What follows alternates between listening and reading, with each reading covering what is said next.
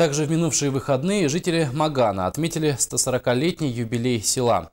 В этот праздничный день был проведен ряд торжественных мероприятий. Также были приглашены высокопоставленные гости из города Якутска. О том, как прошел праздник, расскажет Александр Колмогоров. Суббота, 6 сентября, для маганцев была особенной датой. Любимому селу исполнилось 140 лет.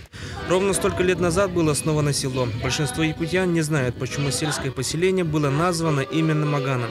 Оказывается, в переводе с якутского языка слово «маган» означает «белый». А для якутян этот цвет олицетворяет добро и честность. И у нас такого торжества никогда не было.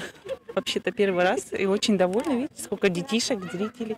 В рамках юбилейного мероприятия была установлена мемориальная табличка на здании старой школы в честь первого ученика, ветерана Великой Отечественной войны, почетного гражданина города Якутска Александра Силина.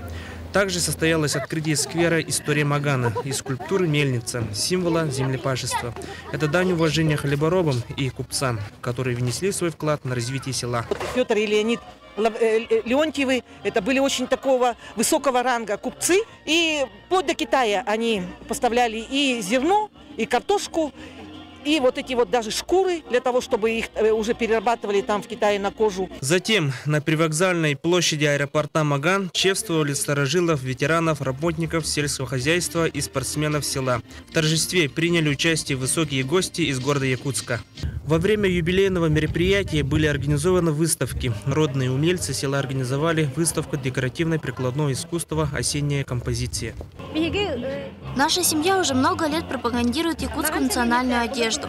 Здесь с давних времен в основном проживают русские. Школы у нас тоже русскоязычные.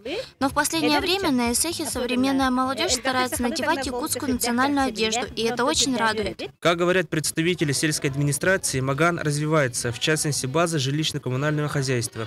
На данный момент ведется реконструкция третьей котельной. Помимо этого активно идет строительство дорог.